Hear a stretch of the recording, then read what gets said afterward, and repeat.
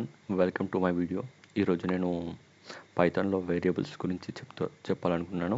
Like variable ఎలా ఉంటుంది, మనం ఒక వాల్యూని వేరియబుల్కి ఎలా అసైన్ చేస్తామో, ఆ, వే దాన్ని ఎలా ప్రింట్ చేయాలి, సో ఐడెంటిఫైయర్స్ గురించి కూడా చెప్తాను. జస్ట్ వీడియో లాస్ట్ దాకా చూడండి, ఒకవేళ నచ్చితే లైక్ చేయండి. సో మనం వీడియోని అయితే స్టార్ట్ చేద్దాం. ఇప్పుడు ఇక్కడ ఏ ఉంది కదా, ఏ అనేది ఒక వేరియబుల్ అన్నమాట. 15 అనేది వాల్యూ.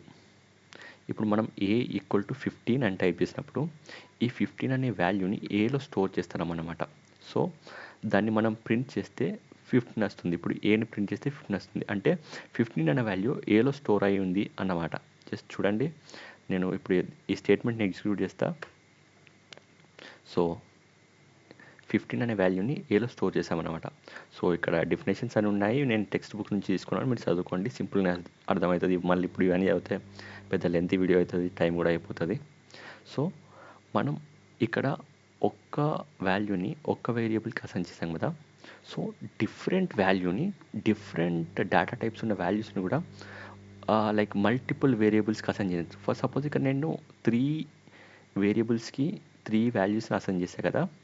మీరు ఎన్ని వేరియబుల్స్ కన్నా ఎన్ని వాల్యూస్ అయినా అసైన్ చేయొచ్చు. కాకపోతే కండిషన్ ఏంటంటే కామా ఖచ్చితంగా ఉండాలి. లైక్ ఇక్కడ కామాస్ తీసేసారనుకో మీకు ఎర్రర్ వస్తుంది అన్నమాట.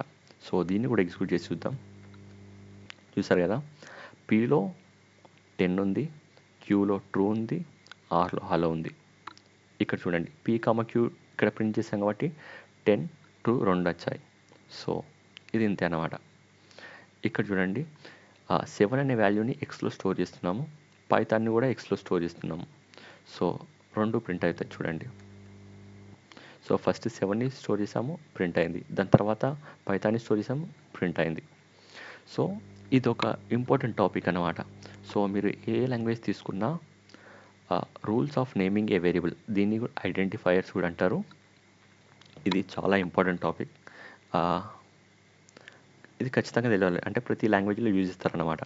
సో ఒక వేరియబుల్ నేమ్ అనేది ఆల్ఫాబెట్తోనే స్టార్ట్ కావాలి, లేకపోతే అండర్ స్కోర్తోనే స్టార్ట్ కావాలి. Alphabet or else under score. It should not start with a number. ఒక వేరియబుల్ నేమ్ని, లైక్ ఇక్కడ మనం వేరియబుల్స్ ఉన్నాయి కదా, మనం క్రియేట్ చేసాము, వీటిని వేరియబుల్స్ అంటారు అన్నమాట. ఇక్కడ పీక్యూఆర్ ఉన్నాయి కదా, వీటిని వేరియబుల్స్ అన్నమాట. ఆ వేరియబుల్ నెంబర్తో స్టార్ట్ కావద్దు. ఇప్పుడు ఒకవేళ నెంబర్తో స్టార్ట్ చేస్తే మీకు ఎర్రర్ వస్తుంది. It should not contain A special character. ఒక అండర్ స్కోర్ తప్ప మీరు ఇంకే స్పెషల్ క్యారెక్టర్ కూడా వాడకూడదు. ఏ క్యారెక్టర్ వాడినా, ఒకవేళ వేరే స్టార్ కానీ డాలర్ సింబల్ కానీ అలాంటి ఏమైనా స్పెషల్ క్యారెక్టర్ వాడితే మీకు ఎర్రర్ వస్తుంది అన్నమాట. It should not contain any Python keywords. అందులో పైథాన్ కీవర్డ్స్ అనేది ఉండకూడదు అన్నమాట. ఒకవేళ పైథాన్ కీవర్డ్స్ ఉంటే మీకు ఎర్రర్ వస్తుంది. సో పైథాన్లో 32 కీవర్డ్స్ ఉంటాయి. లైక్ ఇందులో ఉంది కదా, ట్రూ అనేది ఒక పైథాన్ కీవర్డ్, ప్రింట్ అనేది పైథాన్ కీవర్డ్. దాన్ని మీరు వేరియబుల్స్ లెక్క వాడకూడదు అన్నమాట. చూడండి, ఇక్కడ చూద్దాం, ఇది అండర్ స్కోర్స్తో స్టార్ట్ అయింది కాబట్టి ఇది కరెక్ట్ నేమింగ్ అన్నమాట. ఇది ఎగ్జిక్యూట్ అవుతుంది.